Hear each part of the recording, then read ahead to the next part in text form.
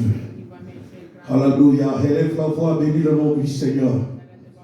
Bénis le nom de Jésus. Bénis le nom de Jésus. Alléluia. Élève ta voix. Que le nom du Seigneur soit béni. Que le nom du Seigneur soit adoré. Que le nom du Seigneur soit sanctifié. Merci Seigneur. Merci au notre Dieu. Dans le nom de Jésus. Ensemble nous disons Amen.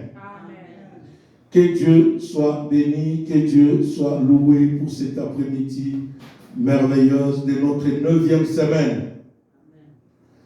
9e semaine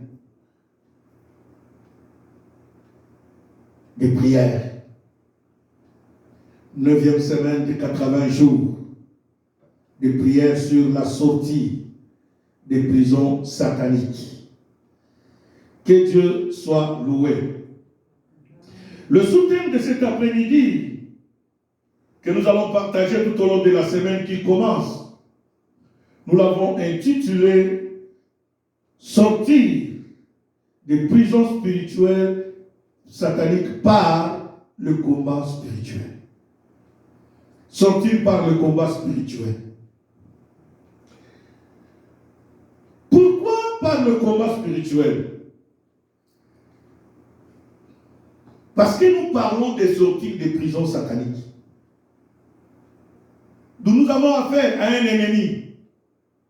Raison pour laquelle si tu ne te lèves pas dans le combat, il te sera difficile de vaincre.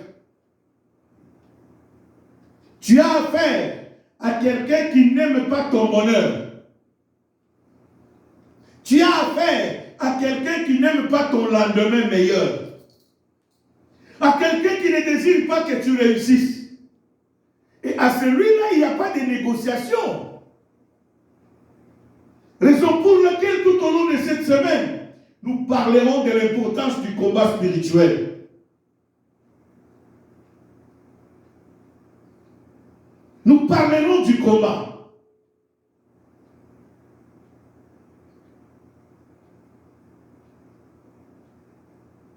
Le but de mon message, c'est de nous amener à nous engager dans un combat permanent. Comme je venais de le dire, notre thème général, c'est sortir des prisons sataniques. Lui là qui attaque, il ne choisit personne. Ce n'est pas que tu sois païen ou chrétien, lui prend tout. Alléluia. Surtout son combat, c'est contre tous les chrétiens. Depuis le jour que tu as dit oui à Jésus, c'est le jour que tu as déclenché quoi? Le combat avec l'ennemi. Le jour où tu as dit oui, Jésus, je t'accepte comme Seigneur et Sauveur, c'est le jour où le diable a dit tu es devenu son ennemi. Parce que tu as dit oui à Jésus, non à qui?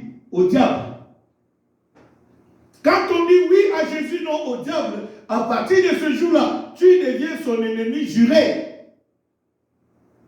Et nous l'avons vu, bien aimé, tout au long des enseignements que nous avons donnés, que les textes que nous avons lus souvent, vous et moi, nous avons compris qu'il n'a pas attaqué n'importe qui, il a attaqué même les apôtres de Jésus. Même ceux-là qui faisaient les miracles. Le diable les a attaqués, il les a mis quoi? En prison. Donc s'il a pu mettre Pierre en prison, rempli du Saint-Esprit, s'il a pu mettre Paul en prison, rempli quoi? Du Saint-Esprit, alors toi et moi. Parce que c'est eux que nous appelons qui étaient le top des apôtres. Alléluia. S'il a pu tuer même Jacques dans la prison, Jacques qui était apôtre et pasteur de l'église primitive, et à combien toi et moi? Jacques qui a mangé avec Jésus, Pierre qui a marché avec Jésus. Même quand Jésus a marché sur les eaux, Pierre a dit tu es un fantôme. Jésus a dit je ne suis pas. Pierre dira si tu n'es pas fantôme, ordonne que je fasse quoi? Que je marche. Et la Bible dit Pierre a marché quoi? Sur les eaux. Mais c'est celui-là que le diable n'a pas eu peur. Il a arrêté Pierre, il a mis où? En prison. Voilà pourquoi, bien aimé, le but de mon message cette semaine est que chacun de nous comprend qu'il est appelé à s'engager. C'est obligatoire. On ne te supplie pas.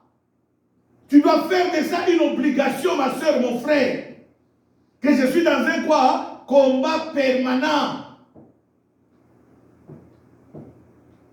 Si je ne me lève pas, personne ne combattra pour moi. Alléluia. Deuxième objectif, c'est de nous amener à compter sur le Seigneur en tout temps. Quelqu'un qui est dans le combat, c'est quelqu'un qui compte sur le Seigneur Jésus. Alléluia. C'est quelqu'un qui compte sur le Seigneur. Même Jésus lui-même a eu des combats. La Bible dit, quand vous lisez dans Matthieu chapitre 4, quand le diable est venu le tenter, après la tentation, la Bible dit, le diable est parti pour l'attendre au moment quoi? Favorable. Il est passé par les pharisiens. Les Sadducéens attaquaient Jésus. Ils n'ont pas pu. Le diable croyait qu'en amenant Jésus jusqu'à la croix, il va le vaincre. Il a oublié que c'était à la croix que Jésus allait le vaincre. Alléluia. Il a cru qu'enterrer Jésus finit l'histoire de quoi? De Jésus. Or, il ne savait pas que Jésus, là où il est parti, il est allé ressusciter ceux qui étaient morts aussi là-bas. Il fallait attendre 3 jours comme il avait déclaré lui-même. Il est sorti quoi? Vainqueur. Alléluia. C'est pour vous dire que, bien aimé, nous sommes appelés à quelqu'un qui est dans le combat. C'est quelqu'un qui compte sur le Seigneur jour après jour. Il va t'attaquer à gauche. Dès qu'il voit qu'à gauche tu as la victoire, il passe où? À droite. Dès qu'il arrive à droite, il te retrouve réveillé. Il passe derrière. C'est comme ça que le diable travaille. Mais si tu n'es pas réveillé permanemment dans ce combat bien-aimé, tu seras surpris les choses qui vont commencer à quoi? À t'arriver chaque jour. Et tu finiras par dire, oh, le Seigneur m'a abandonné. Non, Dieu ne t'a pas abandonné. C'est toi qui as abandonné le Seigneur. Qui n'a pas voulu comprendre les choses. Troisième de l'objectif,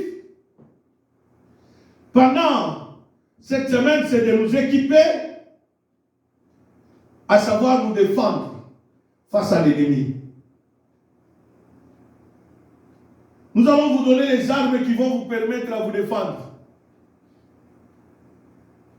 Pendant cette semaine, comment tu vas te défendre face à l'ennemi? Comment tu dois te comporter face à ces attaques chaque jour? Comment tu dois te comporter? Voilà pourquoi il ne faut jamais manquer, bien-aimé, pendant ces jours, à suivre les interventions qui vont passer au courant de la semaine, demain lundi, le mercredi et le vendredi. C'est très, très important. Amen. Alors nous allons nous mettre debout, nous allons prendre nos Bibles dans Exode, chapitre 10. Nous allons lire le verset 8 et 9.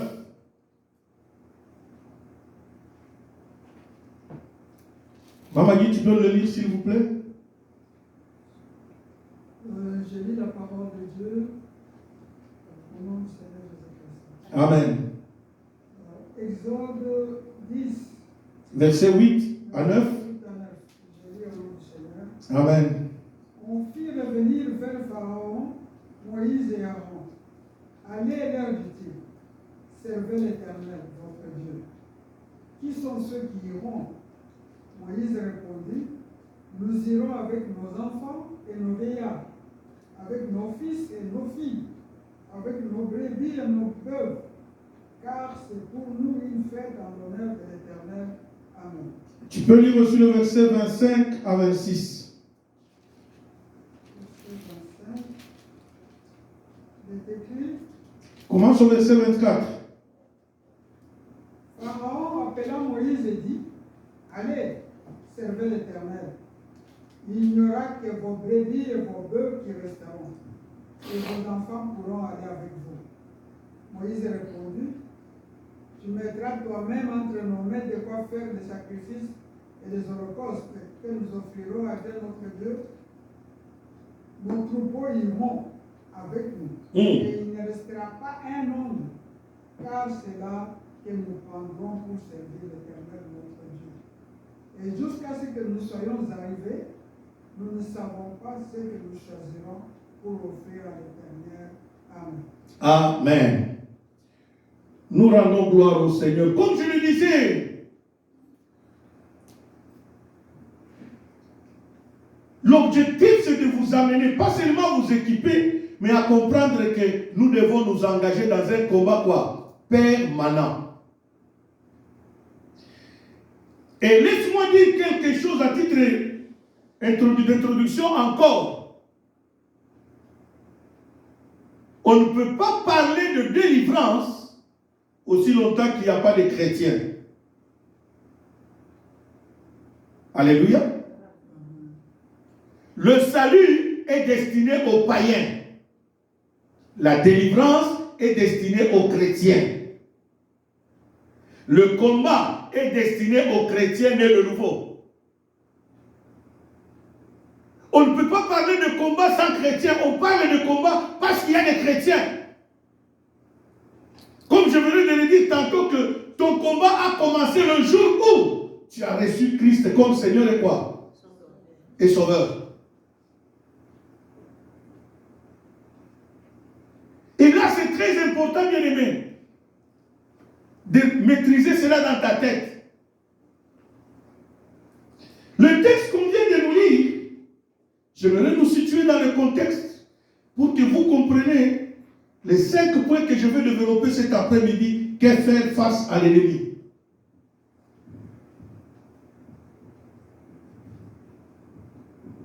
C'était Moïse appelé par Dieu pour aller libérer les enfants d'Israël de l'Égypte.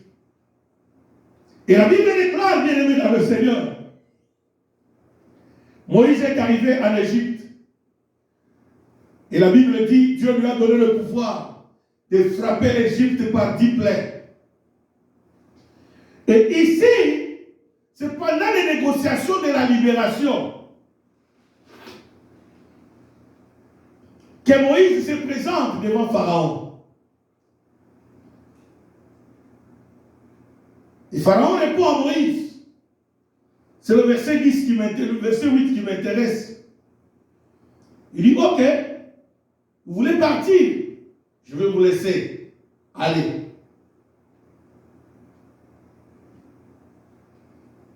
On fit revenir vers Pharaon, Moïse et Aaron. Allez leur dit-il, servez l'Éternel votre Dieu. Et la question se pose. Qui sont ceux qui iront? Merci, maman. C'est Pharaon qui pose la question. Il dit à Moïse, qui sont ceux qui iront? Bien aimé, cette question est pertinente.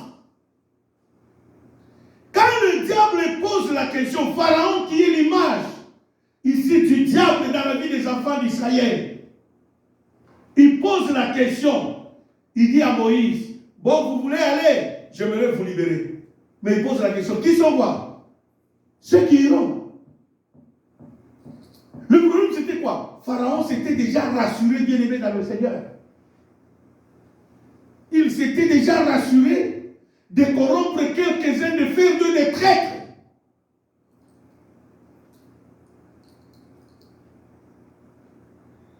Le diable ne pose jamais la question pour le plaisir. Non. Parce qu'il en a déjà quoi? La réponse. Quand le diable t'attaque, il sait pourquoi il t'attaque. Alléluia. Il a un but. Le diable ne peut pas t'attaquer, ma soeur, mon frère, pour le plaisir de t'attaquer. Non. Il t'attaque parce qu'il sait ce qu'il poursuit. Il connaît le monde qui est derrière toi. Il sait qu'en t'ayant toi, mon frère, ma soeur, il a toute la multitude qui est quoi? Derrière toi. C'est comme ça qu'il pose la question, oui, tu veux partir, d'accord, mais qui sont ceux qui vont aller avec toi? Qui sont? Moïse répond tout bonnement. Il dit, nous partirons. Nous, nos vieillards, partiront aussi avec nous. Nos enfants, il précise dans les enfants, nos fils et nos filles partiront. Nos brebis, nos bœufs partiront aussi, car c'est là que nous prendrons pour offrir à Dieu. Dis, mais tu peux répondre dans la bouche. Je vais toujours donner ce témoignage. Nous sommes allés doter une sœur. Son oncle nous dit, monsieur le pasteur, est-ce que vous savez que celui que vous êtes venu imposer, c'est l'homme de la famille? Alléluia. C'est l'homme de quoi? Des fois, bien aimés, ne soyons pas pressés. La Bible elle-même insiste là. Ne sois pas pressé à répondre. Réfléchis. Avant de voir. Ce jour-là, sans réfléchir, nous nous sommes mis debout. Au nom de Jésus, sans effet. Celle que nous sommes venus épouser n'est pas un homme, c'est quoi? Oh, le problème c'était quoi? Dieu a poussé l'oncle à nous donner le message clair sur l'identité de notre sœur. Qu'on devrait quoi? S'occuper d'elle. C'est comme ça que ici Pharaon pose la question. Moïse, tu vas aller avec qui? C'est une question d'identité. Pharaon est en train de donner à Moïse l'identité. Est-ce que tu connais les gens avec lesquels tu veux aller avec? Alléluia. La Bible dit, Josué se retrouva dans la plaine avant la prise de Jéricho. Il vit un ange apparaître devant lui. Josué a posé la question, es-tu des nôtres ou de nos ennemis? Cette question est fondamentale.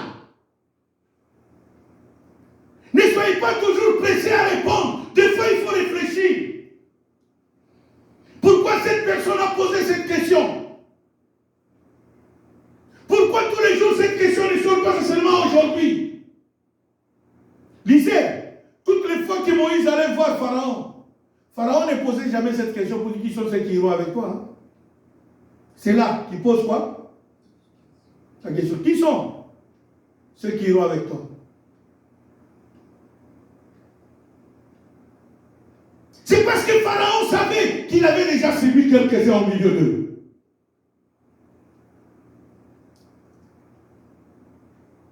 C'est une question d'identité. Connaître qui sont avec toi et qui ne le sont pas. Dans le combat, on ne fait jamais confiance à tout le monde. On ne fait jamais confiance à tout le monde. Dans le combat. Dites amen. Parce que la Bible dit le cœur de l'homme est quoi? Est tortueux et il est méchant. Qui peut le connaître? Il n'y a que Dieu. Qu'est-ce que nous voyons? La majorité des trahisons que nous avons dans ce monde, c'est les personnes en qui tu as mis confiance. À qui tu as partagé les voies des rêves. Avec qui tu les partages. Tes secrets, avec qui tu les partages. Des fois, les personnes avec qui tu partages, c'est eux qui sont contre toi.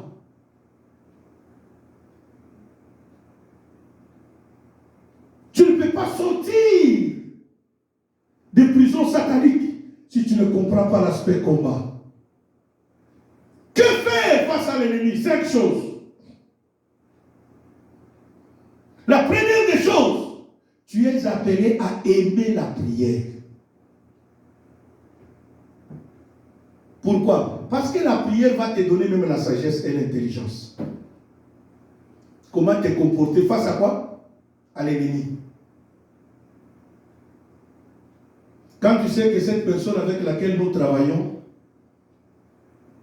a des comportements hostiles face à toi, tu as besoin de la prière. Pour que la prière te donne comment te comporter face à celui-là. Parce que c'est un ennemi permanent qui est à côté de toi. Que tu le veux ou pas, tu travailles avec lui. Alléluia. Des fois, tu vis avec lui même maison. Tu es avec lui construit même famille, même quartier, même immeuble. Mais tu sais que cette personne ne m'aime pas. Mais si tu n'aimes pas la prière, tu ne sauras pas comment te comporter face à lui. Mais si tu aimes la prière va l'exposer à chaque fois qu'il viendra avec de mauvaises idées contre toi. Dieu va quoi? L'exposer. Dis-lui, mais quand nous prions, Dieu expose notre ennemi. Dieu lui fait parler même là où il ne pouvait pas parler. Tout ça pour te donner l'intelligence. Comme voilà la réponse que je cherche. Parce que tu as quoi? Prier. Deuxième des choses, il faut aimer la parole de Dieu.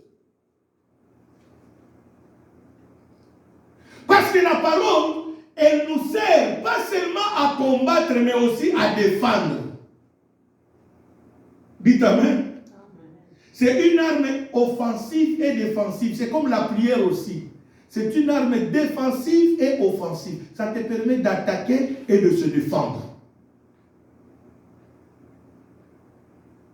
Aimez la parole de Dieu. Aimez écouter la parole de Dieu. Fais un effort. Par jour, tu restes à la maison. Mais tout ce que tu peux mettre, mais passe plus de temps à écouter quoi? La parole de Dieu. Parce que cette parole va te sauver. Cette parole va t'aider à comprendre les choses. Alléluia. Cette parole va quoi? T'aider. Comment t'en sortir? Comment répondre à l'ennemi? Comment résister au plan de l'ennemi?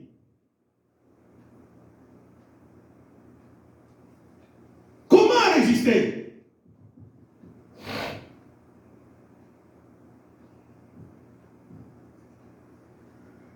Troisième des choses, face à l'ennemi, tu as besoin de la foi. La Bible dit la foi est une ferme assurance des choses qu'on espère, mais une démonstration de celles qu'on ne voit pas. Bien-aimé, tu dois avoir la foi. Ici dans le combat, c'est croire que qu'il pleut ou qu'il neige, Dieu finira par donner la victoire. Dites amen. C'est pas se décourager. Même si tu vois que la situation s'aggrave, toi ne te décourage pas. Crois que bientôt là, Dieu va quoi? Va donner la victoire. Pendant que tout le monde laisse, toi, non, moi je ne laisse pas, je continue à croire. C'est ça le problème. Il y a des gens qui ont l'habitude de lâcher vite. Non. Ce n'est pas pour rien la Bible dit aux Corinthiens que la foi est une folie pour les païens. Eux, ils regardent avec les yeux humains. Toi, tu regardes avec les yeux spirituels. Tu dis que non, dans ce combat-là, Dieu va me donner la victoire. Ce n'est pas pour rien que Dieu a exposé mon ennemi. Si Dieu l'a exposé, c'est là qu'il dit la victoire est quoi? Est certaine. Alléluia. Alléluia. Ça dure, mais tu dis que la victoire est quoi? Et c'est je crois. J'ai aimé le comportement dans 2 Rois, chapitre 4, de la femme sunamite. Élisée prophétise. Et là, l'enfant grandit. Quelques temps après, l'enfant pouvait aller au champ avec son père. Et ce jour-là, arrivé au champ, l'enfant est tombé quoi? Malade. Son père le ramène à la maison. L'enfant arrive à la maison. Maman commence l'entretien de l'enfant. Ça finit que l'enfant est décédé. Je m'excuse. Ça finit que l'enfant est quoi? Est décédé. Mais écoutez, regardez le comportement de cette femme dans 2 Rois chapitre 4. Quand vous commencez à partir du verset 20, la femme prend l'enfant. Il va la mettre dans la chambre où l'homme de Dieu dormait. L'enfant est mort, hein? Mais ce que j'aime, c'est quoi? La femme refuse de pleurer. En d'autres termes, il refuse la mort de l'enfant. Il dit, Dieu ne peut pas me donner un enfant. Il sait que je n'avais pas droit d'avoir un enfant. Il me donne un enfant pour me le prendre. Non. Ça ne vient pas de Dieu. Et la Bible ajoute, cette femme est sortie. Ni même les travailleurs qui étaient dans sa maison. Personne n'a su que cette femme a perdu quoi? Son enfant unique. Des fois, bien aimé, notre attitude annule notre foi. Tu dis que je crois, mais quand on te regarde sur le visage, ça t'accuse que tu es malheureux. Non! Quelqu'un qui croit, il a la joie. Dites amen le plus fort. Quelqu'un qui croit que Dieu va... Moïse, quand il parlait à Pharaon, il ne décourageait pas parce qu'il savait que Dieu m'avait promis. Dieu lui avait dit, hein, va libérer les enfants d'Israël. Va dire à Pharaon de les libérer. Mais moi, Dieu, je vais endurcir quoi? Le cœur de Pharaon. Dites amen. Amen. Dieu a dit à Moïse, moi je vais quoi? Endurcir le cœur de Pharaon. Amen. Je vais endurcir. Moïse savait que Dieu a endurci le cœur de qui? Mais moi je ne dois pas lâcher. Il croyait que malgré la question de Pharaon, qui sont ceux qui iront? Moïse croyait. Pharaon bloque, refuse, il ajoute la souffrance. Moïse frappe. Alléluia. Moïse, Dieu m'a dit, il croyait, il avait la parole de Dieu. Dieu lui avait dit, va. Il dit, mais quand Dieu te dit que ça t'appartient, qu'il pleut ou qu'il neige, quand Dieu dit que tout lieu que foulera la plante de tes pieds, je te le donne quoi? C'est la parole de Dieu. Accroche-toi à ça.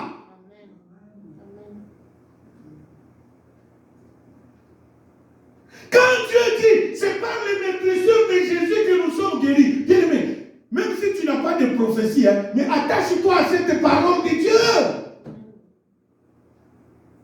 Quand la Bible dit, hein, je combattrai pour vous, mais vous gardez quoi? Silence. Le silence ici que Dieu nous demande, c'est quoi?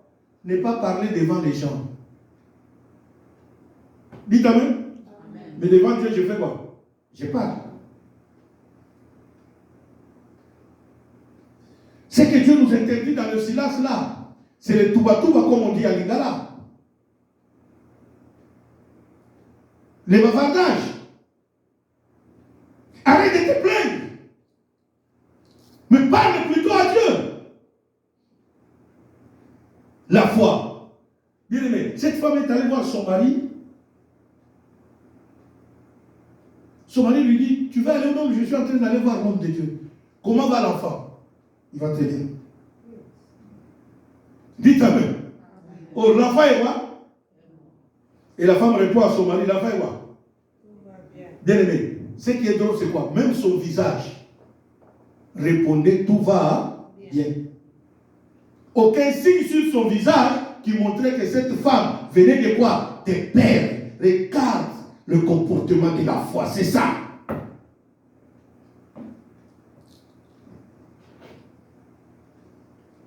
Même quand ça ne marche pas, tu tiens le coup, tu dis Jésus est avec moi. Le médecin dit non, toi tu dis Dieu n'a pas encore dit de son dernier mot. Je suis venu dire à quelqu'un, ma soeur, mon frère, réveille-toi, ne te sois pas découragé face aux situations que tu vois. Mets-toi en tête que Dieu n'a pas encore dit son dernier mot sur ta vie. Que les sorciers le veulent ou pas, Dieu n'a pas encore dit un dernier mot.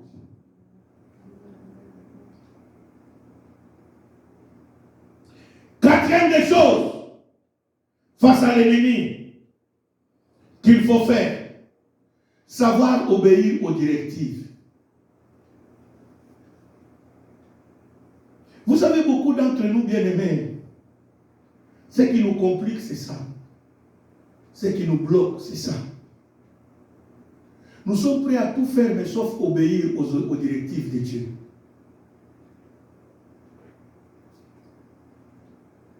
Quand Dieu dit prie, prie, ma soeur. Quand Dieu dit chante, chante.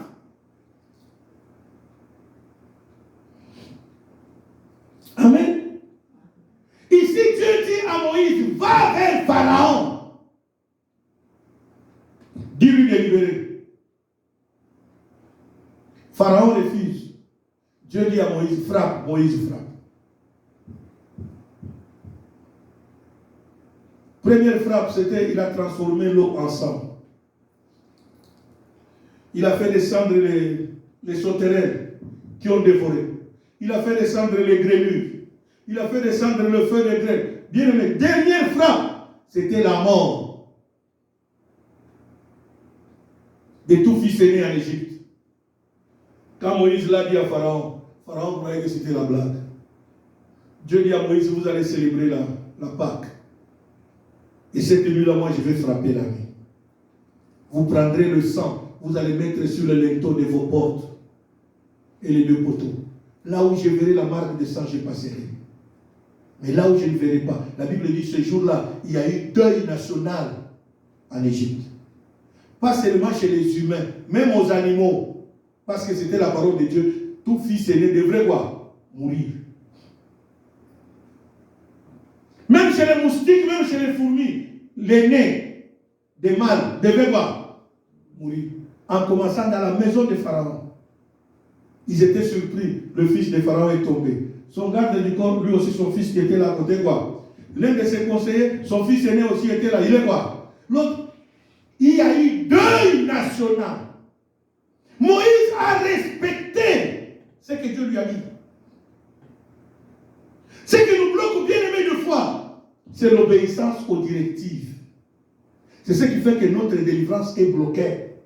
Notre combat devient dur. Nous ne voulons jamais obéir. Quand on te dit lève-toi pour prier, non. Quand on te dit il faut jeûner, observer un jeûne, non. Mais tu fais quoi? Regarde cette femme d'un roi, il est allé voir Élisée. Son mari était un prophète, son mari est mort. Et le créancier est venu pour prendre les enfants et en faire quoi? Des esclaves. Il va voir Élisée. Élisée lui dit, qu'est-ce que tu as? Il dit, homme de Dieu, je n'ai que seulement un peu d'huile à la maison. Il dit, va chez les voisins, demande un plus grand nombre de vases et amène quoi? Chez toi. Quand tu vas arriver, ferme quoi? La porte après toi. Et prends la petite bouteille d'huile là qui est là, commence à verser dans tous les vases que tu as quoi? Demandé. La femme croyait que c'était de la blague, elle a obéi. Elle a demandé, je ne sais pas, la Bible ne nous donne pas les dimensions des vases qu'elle a demandé. Est-ce que c'était des fûts? Est-ce que c'était des gros bassins? On ne sait pas, elle en a demandé. Combien? Tout dépend d'elle-même, c'est elle-même qui en a su. Elle a lui dit, la petite huile qui était dans la petite bouteille là, il a commencé à voir? Parce qu'elle a obéi. Dis-lui, mais quand on vous dit quelque chose, il faut quoi? Hein? Obéir. La victoire dans le combat passe par l'obéissance aux directives.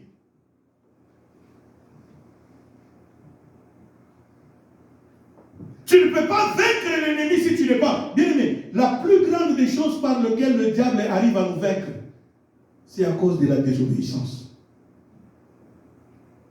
Et le diable le sait très bien que quand tu es désobéissant, Dieu n'est plus avec toi. Dieu ne sera jamais avec toi quand tu es quoi? Désobéissant.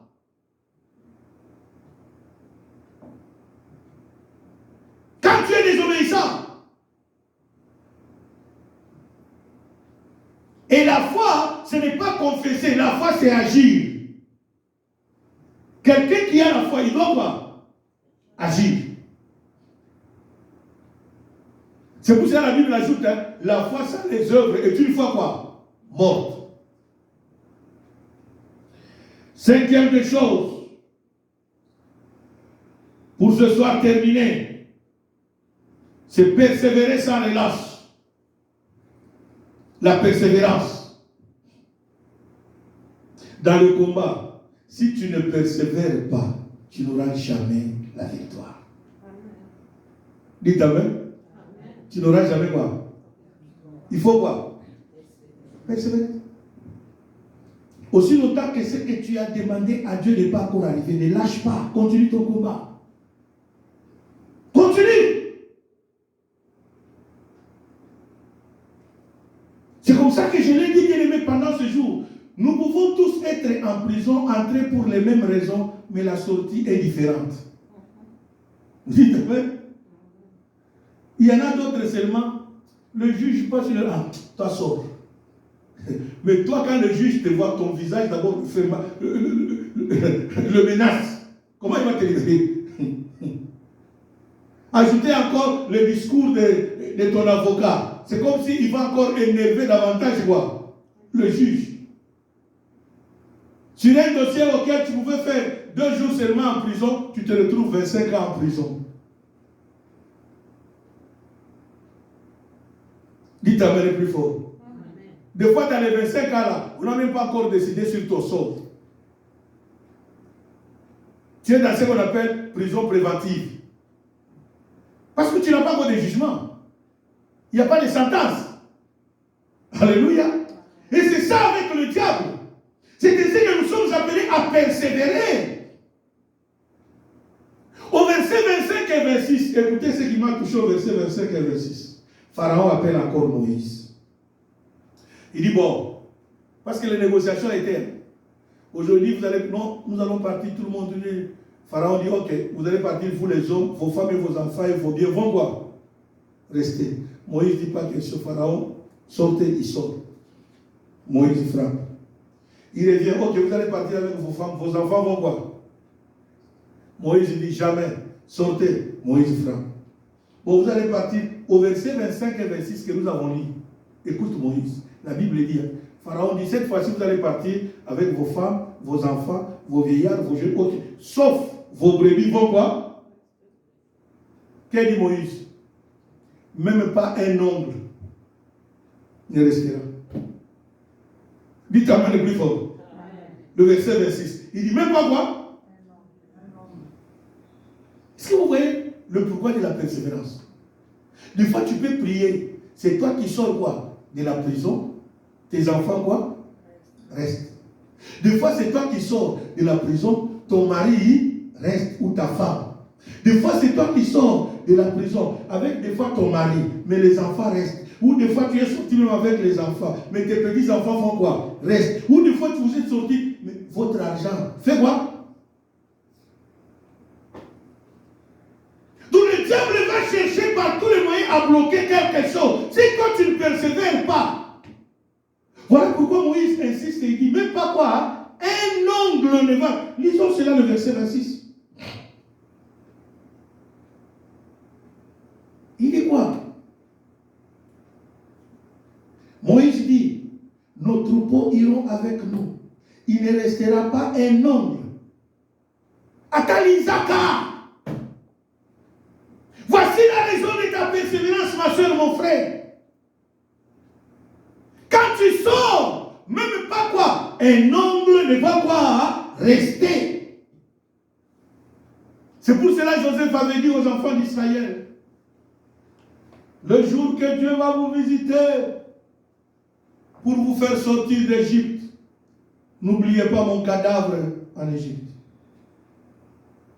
Le jour qu'ils sont sortis, ils sont allés déterrer même leur père. Dites Amen. Ils sont allés où? Déterrer le corps de leurs parents. Ils disent non, on ne va pas les laisser là-bas. Même pas pourquoi? Moïse avait dit même pas quoi? Un ongle ne va rester. Maintenant, c'est à toi de te poser la question, l'ongle là représente quoi dans ta vie? Est-ce que c'est un enfant? C'est un petit enfant? C'est l'intelligence de tes enfants qui représente cet ongle? Alléluia. Ta prière peut sauver ton enfant de sortir de la prison. Bien, mais quand nous vous parlons que nous devons être dans un combat permanent, ce matin on m'a envoyé une image d'un pasteur. Il est sorti pour aller prêcher. Il n'est même pas arrivé à l'église où il allait prêcher. Sur la route de poids lourds, 2 véhicules qui venaient l'un comme ça, l'autre comme ça, se sont croisés par lui.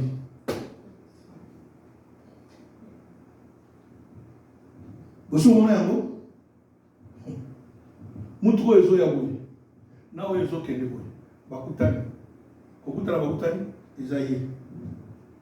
Batuti. Bien, mais quand nous parlons du combat, c'est devenu maintenant fréquent ces jours-ci. C'est devenu fréquent.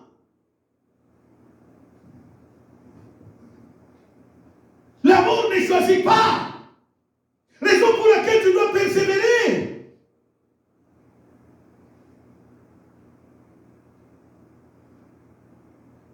Alléluia. Tu dois quoi? Persévérer.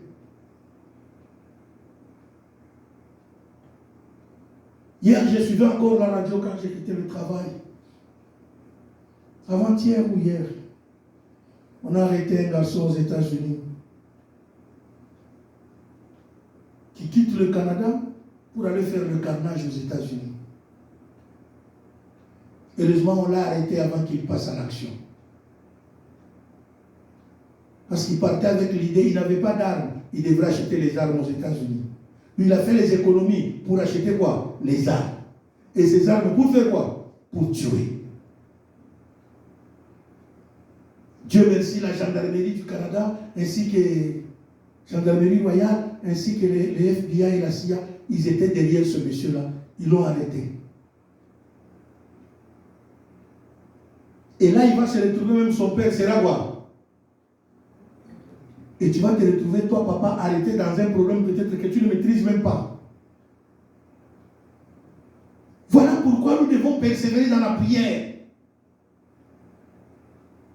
Nous devons persévérer dans le combat, bien-aimé. Combattre pour ta famille, pour tes enfants, pour tes petits-enfants, qu'ils sortent de prison. Tu ne sais pas avec qui ils marchent. Tu ne sais pas qui sont ses amis.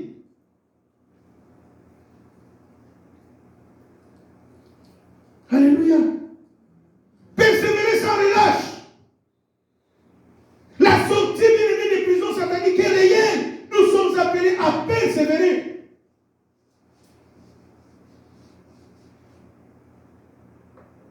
Nous sommes appelés à persévérer. À ne pas lâcher. Il suffit moindre relâche, le diable va te visiter. Il suffit moindre quoi? Relâche et tu es visité. Moïse a dit, même pas un ongle. Cet après-midi, je suis venu te dire, ma soeur, mon frère, réveille-toi, même pas un ongle, ne permets pas qu'un ongle reste dans le camp de ton ennemi. Tu dois sortir, et toi et tout ce qui t'appartient. Tu es appelé à sortir, et toi et toute ta maison, et toi et tes enfants. Tu pourrais dire que non, ils sont chez eux, moi je suis chez moi. C'est vrai, ils sont chez eux. Mais quand ils ont des malheurs là-bas, n'est-ce pas, tu pleures? Dis ta mère. Est-ce que tu seras dans la joie? S'ils sont dans les malheurs, s'ils ont des problèmes, tu seras dans la joie. Pourquoi? Voilà pourquoi même s'ils sont chez eux, tu es obligé de quoi? Pour que tu aies la paix. Dis amen.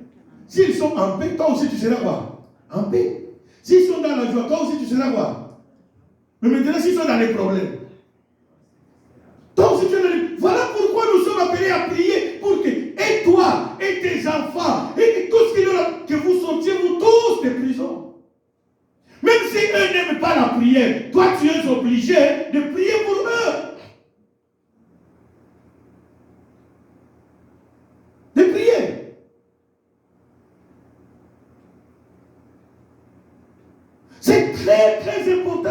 le Seigneur. Voilà pourquoi je voulais nous réveiller, bien-aimés. Cette semaine, c'est la semaine que nous allons nous livrer beaucoup au combat spirituel. Tu es appelé à sortir et tu dois croire que Dieu est avec nous et la victoire est certaine. Que les sorciers ne veulent ou pas, la victoire est quoi? Certaine, parce que Dieu nous l'a promis.